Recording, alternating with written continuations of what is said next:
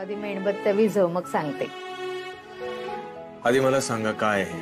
दादा अरे आधी मेणबत्त्या तर विझव मग सांगतो आम्ही सगळं. आधी मला सांगा मग तुम्ही म्हणाल ते करतो. राघव, तुझा एवढा मोठा अपघात झाला होता तर त्यातून सावरून लोकांना बोलायला कित्येक महिने लागतात, पण तू चक्क कमी दिवसात केस लढतोयस. याच्यापेक्षा दुसरा विजय कुठला असू शकतो सांग.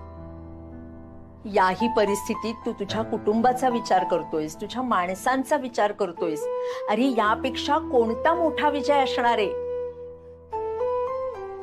आणि राघवा खरं सांगू, तुझा अपघात झाला ना तर हरल्यासारखं झालं होतं रे. पण एवढ्या मोठ्या संकटात तू परत खंबीरपणे घराला उभं केलंस. हा विजय नाही आहे का राजा? तुझ्यामुळे आम्हाला पण जिंकल्यासारखं वाटतंय. हा विजयच आहे ना. तुझ्यासारखा बहिणीच्या पाठीशी उभा राहणारा भाऊ सगळ्यांना मिळू दे. हा तुझा विजय नाही दादा, हा माझा विजय आहे. आणि मी हे माझ्या विजयासाठी बोलतेय. अहो, तुम्ही स्वतःला कधीच कमी मानू नका. उद्या केस जिंकलात हरलात ह्याने आम्हाला फरक नाही पडणार.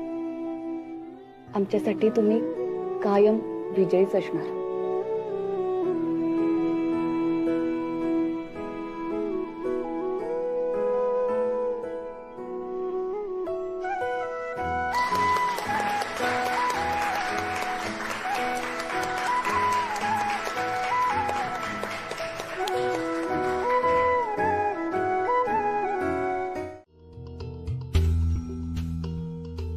हा कॉइन आठवत आहे? माझ्या बाबांनी दिला होता. माझे बाबा नेहमी म्हणतात की आपण एखादी केस हरणार का जिंकणार हे आपल्या मनोबलावर ठरतं. आपल्या मनाला आधीच माहित असतं की निकाल काय लागणार आहे. काय वाटतंय, काय लागेल निकाल?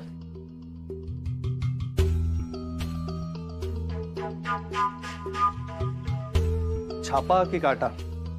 एनिवे मला वाटतं काटा.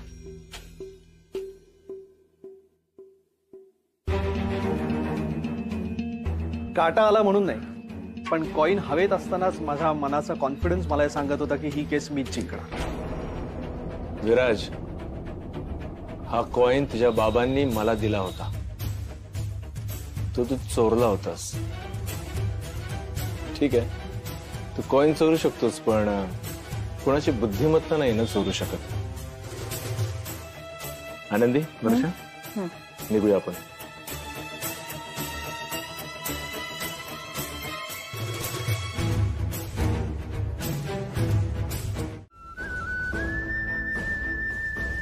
त्याचा त्रास मला आयुष्यभर होत राहणार आहे. त्या जखमा मी नाही दाखवू शकत, पण शरीरावरची जखम दाखवू शकते.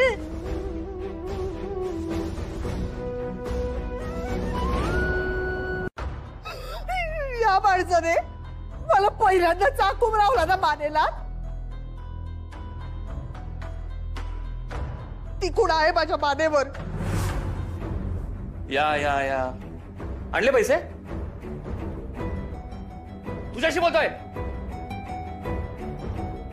पैसे आणले का? हा पैसे? अहो ऐका ना, नाही आणले पैसे. नाही आणले म्हणजे? तू म्हटली होती ना आज मी पैसे आणते कुठल्याही परिस्थितीत. मग काय झालं त्याचं? मला ऑकवर्ड होतं, कसे मागू? ऑकवर्ड होतं? आई कोणाची आहे? भाऊ कोणाचा आहे? तुझाच ना. मग ऑकवर्ड का होतं तुला? तुला काय आयुष्यभर मी फुकट पोसायचं? माझ्या जीवावर जगणार आहेस का आयुष्यभर? एवढा कमवतो तुझा भाऊ, साधे लाईट बिल भरणे इतके पैसे नाही पाठवत आहेत त्याला. जर आपल्या घरचे लाईट गेले तर काय करायचं? आपल्या घरचे लाईट गेले तर ते हळू दुखते. काय करताय? लागेल मला, सोडा. दाखवा.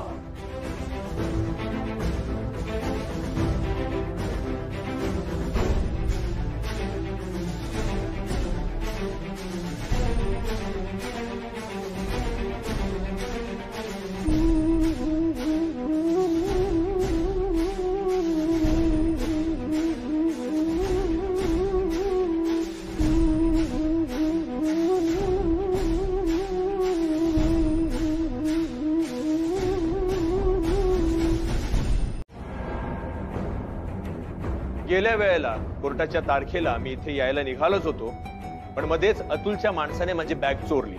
मी त्याचा पाठलाग केला. अशा ठिकाणी घेऊन गेलं जिथे अतुल आणि त्याची 3-4 माणसं माझी वाट पाहतच होते. त्याने माझ्यावर हल्ला केला आणि स्वतः अतुलने मला दुसऱ्या मजल्यावरून खाली ढकललं. मी पडलो. त्यानंतर माझी ही अवस्था झाली.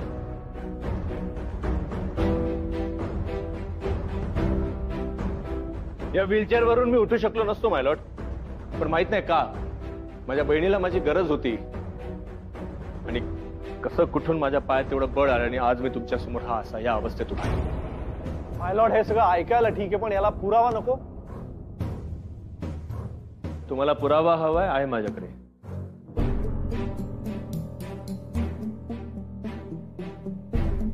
माय लॉर्ड, पुढचा साक्षीदार मी इथे बोलावू इच्छितो. आपण त्यासाठी परवानगी द्यावी. Permission granted. थँक्यू माय लॉर्ड. वर्षा, बस. आणि सॉरी मी अशा पद्धतीने तुला प्रश्न विचारले. हा, घाबरू नकोस. बस बस.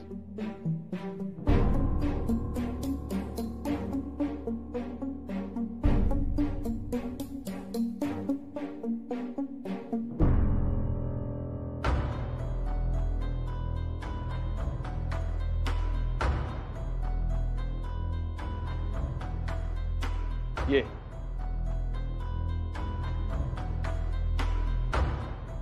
उभा राहा.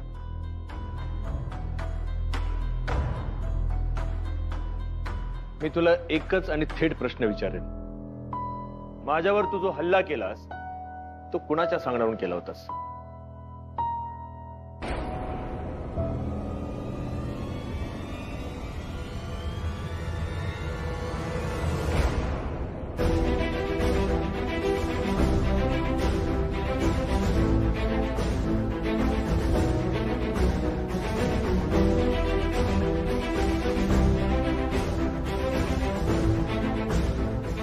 पैसे देऊन अतुलने माझ्याकडनं हे काम करून घेतलं होतं आणि आणि मी एकटा नव्हतो.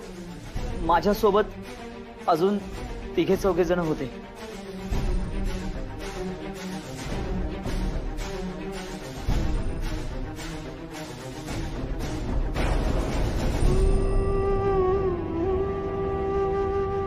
माय लॉर्ड, खरं तर आपण या केसकडे अतुल आणि वर्षाची डिवोर्स केस म्हणूनच पाहत आलेलो आहोत. मला माझ्या वकिलाला भेटायचंय. चाल, मला परत केस करायची. पण चाल म्हटलं. चल, मला केस करायची परत. तुम्हाला काय प्रॉब्लेम आहे? मला माझ्या वकिलाला भेटायचंय. चाल, मला माझ्या वकिलाला भेटू दे. चाल, चल म्हटलं ना.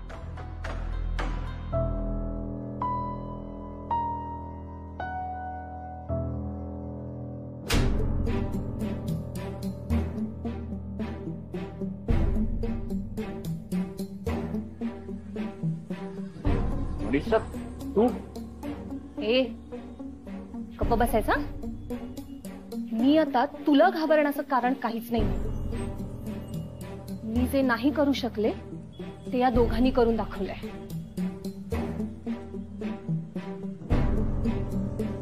चला घेऊन आला.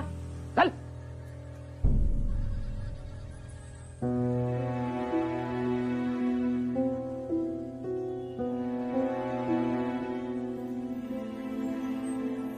थँक्यू. म्हणजे मला कल्पनाही नव्हती की हा माणूस कधीच माझ्या समोर नसणार आहे. तो जेलमध्ये गेल्यावर मी इतकी आनंदाने मोकळ्या मनाने जगू शकेन असं मला कधीच वाटलं नव्हतं. हे तुम्हा दोघांमुळे शक्य झालंय. खूप खूप आभार तुमचे. पण मला माफ करा. त्याच्याबद्दल मी कोर्टात काहीच बोलू शकले नाही. माझ्यात हिंमतच नव्हती त्याच्यासमोर काही बोलण्याची. पण मला विश्वास होता तुम्हा दोघांवर की तुम्ही तुमच्या बहिणीला न्याय मिळवून देणारच. आणि तो दिला. ताई, तुमच्या मनाची घालमेल मी समजू शकतो, पण आता काळजी करू नका. माझ्या बहिणीसोबत तुम्हाला सुद्धा जगण्याची एक नवी संधी मिळाली आहे.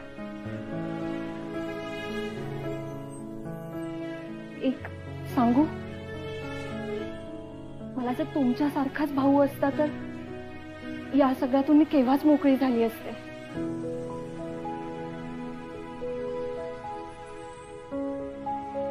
असं का म्हणताय तुम्ही? अहो, हे तुमच्या भावासारखेच आहेत. तुम्हाला एक सांगू, आज ही केस ह्यांनी त्यांच्या बहिणीसाठी तर लढलीच, त्या स्त्रियांसाठी पण लढली ज्यांचं जगणं पुरुष अहंकाराने नकोसं झालंय. तुमचे आभार कसे मानू मला. आणि तेव्हा तू तुझी वकिली बाजूला ठेवलीस आणि एक माणूस म्हणून विचार करू लागलास आणि मला कुठेच तू अडवलं नाहीस, मला तू विरोध केला नाहीस. त्यासाठी खरंच थँक्यू. ऑनेस्टली मला ह्याचं क्रेडिट देण्याची गरज नाही. तू ही केस तुझ्या स्किल्समुळे आणि तुझ्या हुशारीमुळे जिंकली. नाही विराज, नाही. हे बघ, तू माझ्या शेवटच्या आर्ग्युमेंटला तू विरोध करू शकला असतास, ही केस तू लांबवू शकला असतास, पण तू तसं केलं नाहीस. तू माणूस म्हणून खरंच खूप चांगला आहेस. आणि मला ही गोष्ट माहित होती, ज्या क्षणी तुला जाणवेल ना की हा अतुल दोषी आहे, त्यावेळेला तुलाही वाटत राहील की मी केस जिंकावं. हे मला माहित होतं आणि बघ तसंच झालं. ते जाऊ दे. पण आता ना मला ही आपल्यातली स्पर्धा मला नकोय. मला असं वाटतं की आपण दोघांनी मिळून एकत्रित काम करावं, ही मी आशा करतो. आणि तू वकील म्हणून नाही रे, पण एक मित्र म्हणून कायम माझ्या आयुष्यात असावं हीच माझी इच्छा आहे. तुला खरं सांगू, गेले 1-1.5 महिन्यापासून मी आयुष्यात पुन्हा एकदा ते थ्रिल अनुभवत होतो. तुला आठवतंय आपण कॉलेजमध्ये असताना एकमेकाच्या केसेसमध्ये हिरिरीने भाग घ्यायचो, एकमेकाच्या समोर उभं राहून आपण आपल्या केसेससाठी आर्ग्यू करायचो. ती गंमत, ते थ्रिल मी पुन्हा अनुभवलं. आय गॅरंटी यू की यानंतर माझी कोणतीही स्पर्धा तुझ्या समोर नसेल. डेफिनेटली. आणि एक तुझ्या फॅमिलीकडे बघून मला मगाशी रिअलाइज झालं की आयुष्यात जगण्यासाठी आणि जिंकण्यासाठी खूप गोष्टी असतात. आपली वकिली हा त्याचा एक छोटासा पार्ट आहे. आता मी त्या इतर गोष्टींवर कॉन्सन्ट्रेट करायचं ठरवलं. Good good. All the very best for that. Yes. पुन्हा एकदा Congress. I take it. Yeah, you too, you too.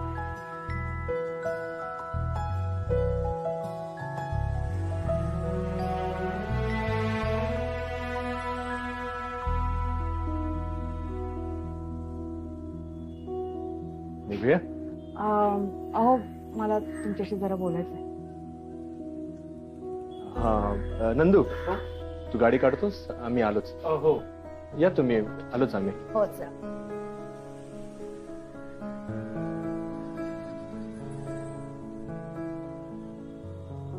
काय झालं?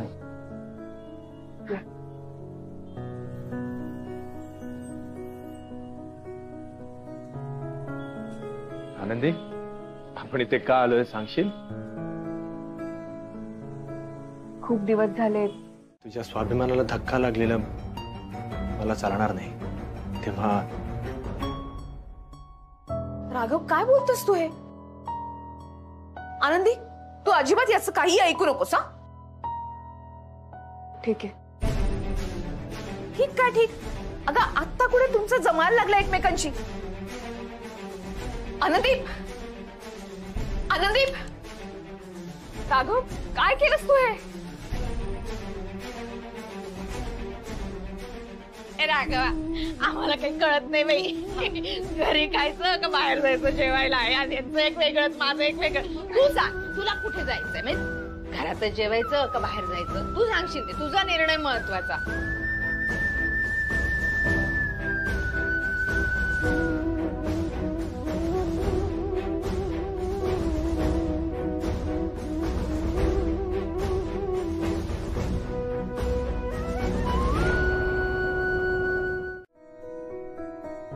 आनंदी, तुझ्या आव्हांसारखं गाऱ्हाणं नाही बाई घालतायत मला. पण देवाने एवढी कृपा केली आहे माझ्या घरावर, त्याचे आभार शब्दात तर मानायलाच हवेत. देवा बाप्पा, माझ्या आनंदीला, राघवला एकत्र आणलंस, माझ्या पोरीवरचं संकट दूर केलंस. किती आभार मानू तुझी. अशीच कृपा दृष्टी ठेव रे बाबा. आनंदी, आज तुझ्यामुळे इतक्या दिवसांनी ह्या घरात हा आनंदाचा क्षण आलाय. इतकं सगळं होऊन सुद्धा तू खंबीरपणे उभी राहिलीस,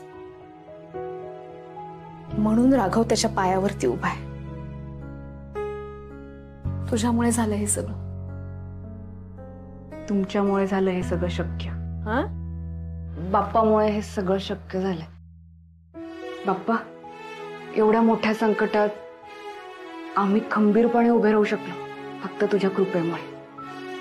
असाच आमच्या पाठीशी उभा राहा कायम.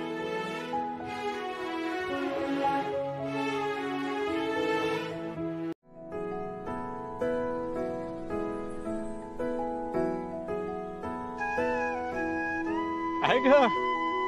अरे खूप छान वाटतंय मला, अगदी मोकळं मोकळं. मग आता काय काय करायचं ठरवलंयस? आता ना मी आधी माझ्या जॉबवर फोकस करणार आहे. आणि ना लवकरात लवकर मला प्रमोशन कसं मिळेल यासाठी प्रयत्न करणार आहे. घरात हातभार लावायला पाहिजे मला. दादा आणि आनंदीवर ओझं बनून नाही राहायचंय मला. आणि हो, आनंदीला मदत करायची आहे. गेल्या काही काळात खूप भार पडला तिच्यावर कामाचा.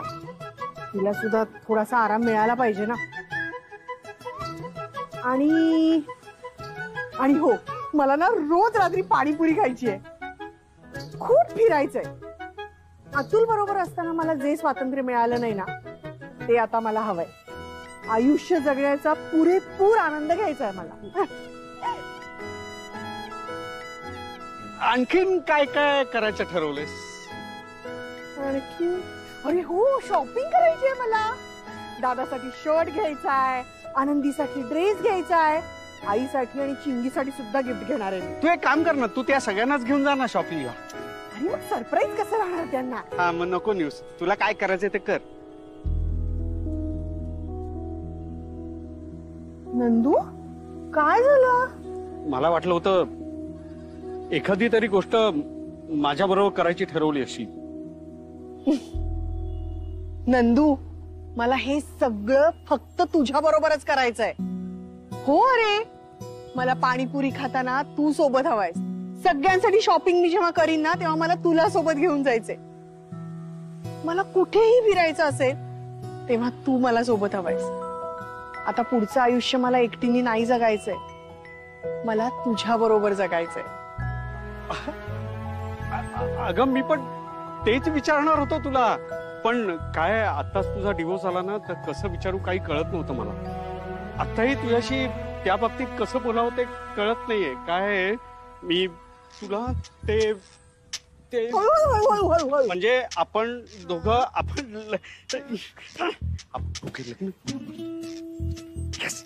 हा, हे बघ मला. नंदू, अरे हळू हळू. नंदू, मला आता आयुष्यात एकही क्षण आनंदाचा वाया घालवायचा नाहीये. आणि त्यासाठी मला तुझ्याशी लग्न करायचंय. अगं, तेच सांगायचं होतं की मला तुझ्याशी लग्न. तू आधी म्हणालीस. हो, कारण मला माहितीये तू नाही सांगू शकणार मला. अरे काय झालं नंदू? मला वाटते सांगायचं होतं, विचारायचं होतं तुला. या ही जी आहे ना, ती माझी आहे. वर्षा माझ्या बरोबर लग्न करणार, मी तुझ्या बरोबर लग्न करणार. ते काय असं कर. आला मी लग्न करणार.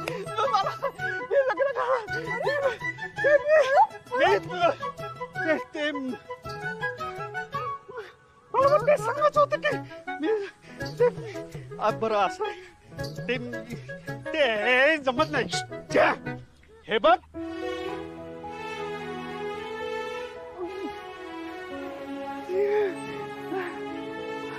थँक्यू वर्षा. हे बाय माझे. अहो, किती छान. कशासाठी केलं पण? कशासाठी म्हणजे? आनंदी, मी इतक्यांदा आपली डेट प्लॅन केली आहे, पण काही ना काहीतरी होत आलेलं आणि ते प्लॅन सगळं फिसकटायचं. पण म्हटलं आज घरातून बाहेर नाही जाऊ शकत, पण निदान मग इथल्या इथे तरी आपल्याला एकांत मिळावा, म्हणून हे सगळं. आवडलं? आवडलं, किती? खूप खूप खूप आवडलं. अहो पण खरंच कशासाठी केलं हे सगळं? म्हणजे काय गरज होती हे सगळं करण्याची? कशासाठी म्हणजे काय गरज होती असं का म्हणतेस तू? आनंदी, तुझी तत्व, तुझा स्वाभिमान हे सगळं काही बाजूला ठेवून फक्त माझ्यासाठी तू घरी परतलीस, माझी काळजी घेत राहिलीस, अजूनही घेतेस. ही हॉस्पिटलची जागरणं आणि या सगळ्या गोष्टी करत असताना ताण मात्र तुझ्यावरच पडत होता. ताण कसला? अहो तुम्हाला त्रास होत होता, मग मी केलं तर काय फरक पडतो? आणि सतत डोक्यात त्या केसचा विचार. मला त्रास होत होता आणि माझी काळजी सगळेजण करत होते, मी बघत होतो.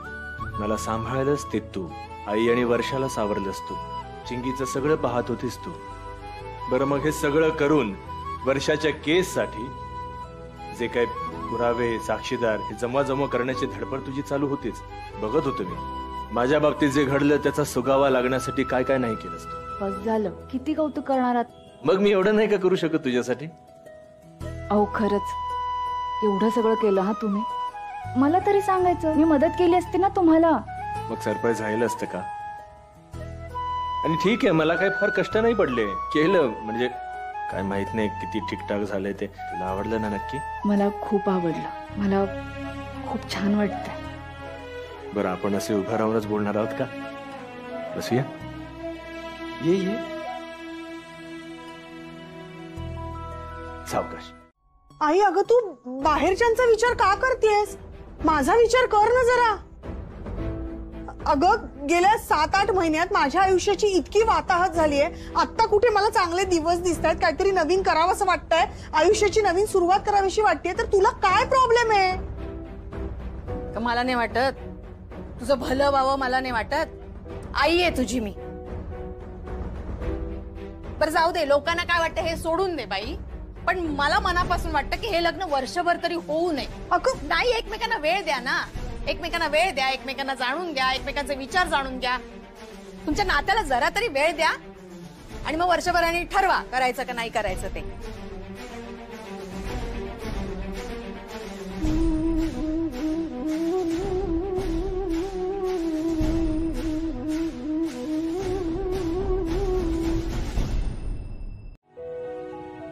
अहो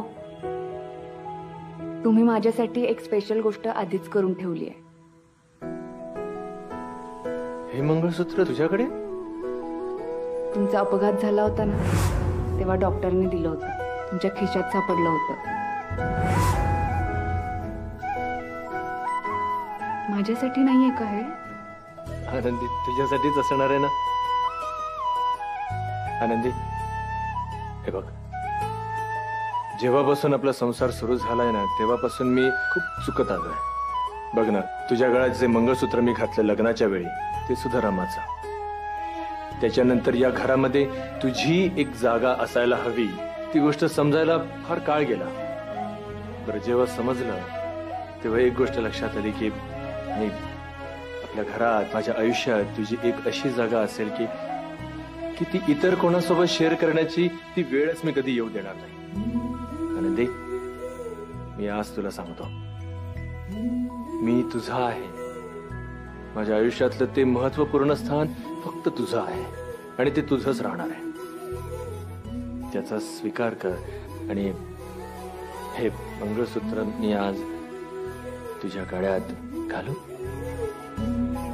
आणि इथून पुढे आम्ही एकत्र यावं म्हणून तुम्ही प्रयत्न करत होतात ना, मग काय झालं बरं?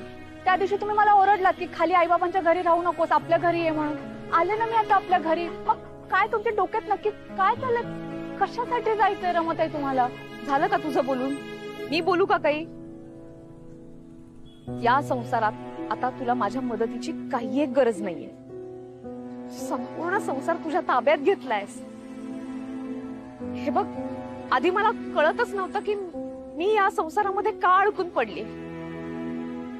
मी इथे अडकून पडले होते कारण तुला माझ्या मदतीची गरज होती. माझ्या अडकून पडण्यात तुझं भलं होतं. पण आता तू आणि राघव ज्या टप्प्यावर आहात तिथे तुम्हा दोघांमध्ये कितीही वाद झाले, कितीही कठीण प्रसंग आले, तरी मला आत्मविश्वास आहे तू सगळं व्यवस्थित पार पडशील.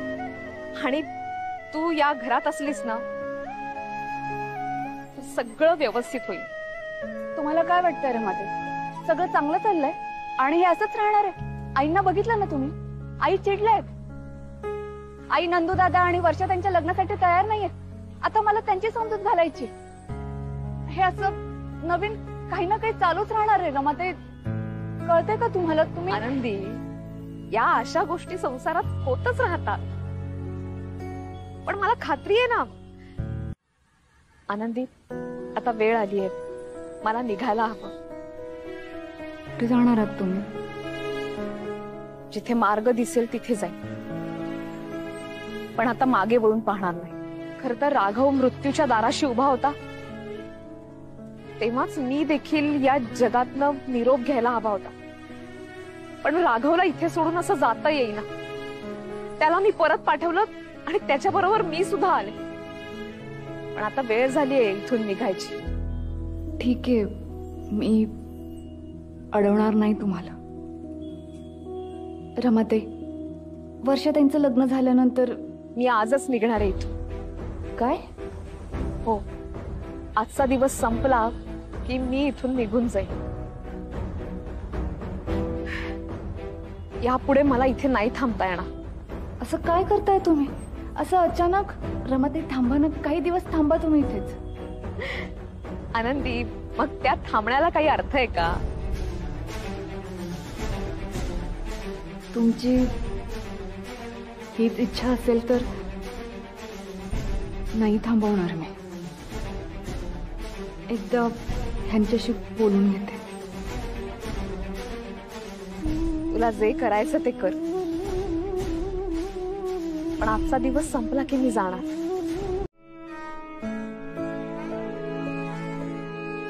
दादा, मी तुला एकदा सांगितलं ना, तू बोलायचं म्हणजे बोलायचंच. नाही वर्षा, मी नाही. अरे आनंदी, आनंदी बघ ना. काय काय झालं? अगं दादाला समजव ना, ऐकतच नाहीये माझं. काय झालंय ते तर सांगा आधी. मी दादाला सांगतेय की आईशी आमच्या लग्नाबाबत बोल, माझ्या आणि नंदूच्या. तो ऐकतच नाही. अगं दादाचा शब्द मोडू नाही शकणार ना आई, त्याचा ऐकेल ती. नाही वर्षा, ही तुझी लढाई आहे, तुलाच लढायची. तुला काय वाटलं? चल, आई माझं मन राखण्यासाठी होकार देईल, पण ती मनापासून तयार होण्याकरता तुलाच त्याला मनवायचं आहे, तुला आणि नंदूला. अरे दादा, आम्ही बोलूच दोघं जण, पण तरीही आईनी नाही ऐकलं ना तर मग तू बोल. नाही, बरोबर सांगतायत ते. कोर्टातली केस लढले ना ते, जिंकले ना ते. आता आईंचं मन वळवण्याचं काम तुमचं, ती लढाई तुमची, तुम्ही जिंका ती. तुम्ही दोघं पण ना, मला ना नंदूला फोन करून सांगावंच लागणार आहे की काहीही करून आईचा होकार मिळवायला लागणार आहे. मी आले त्याला फोन करून.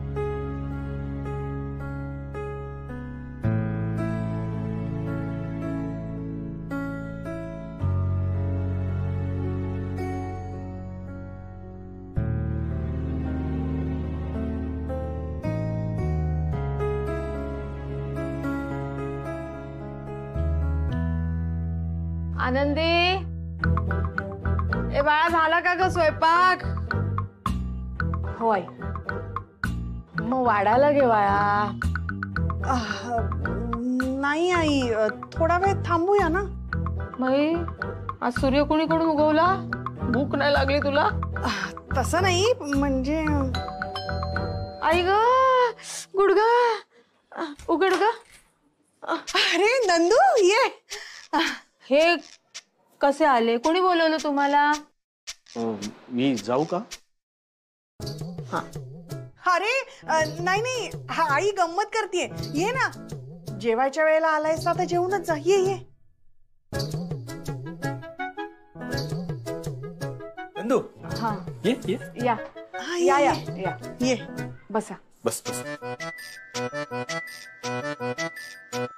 आणि का आलात ते पण सांगा ना.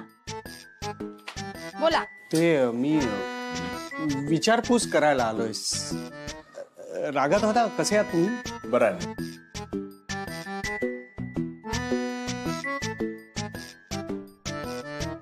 आई, तुम्ही कशा आहात? एक गुडघे सोडले तर बाकी ठणठणीत आहे मी. झालं विचारपूस करून निघा. आई,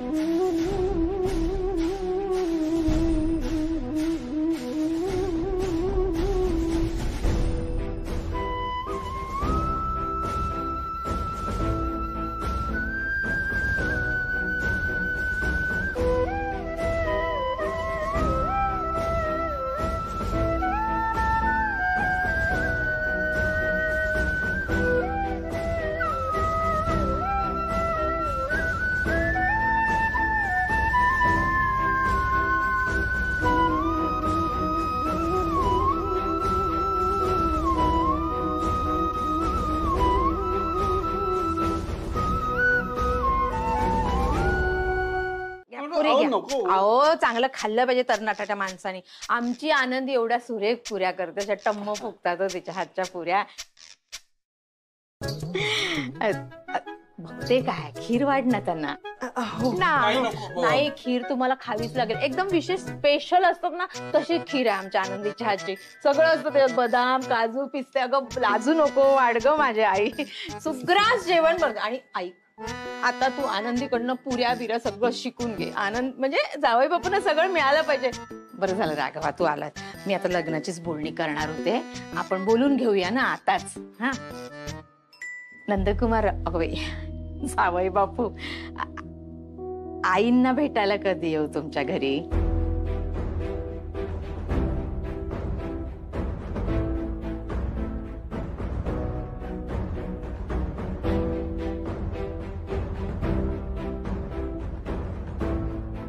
वर्षाच्या आईला तर आपण लग्नासाठी तयार केलंय, पण आता माझ्या आईचं मन कसं वळवणार?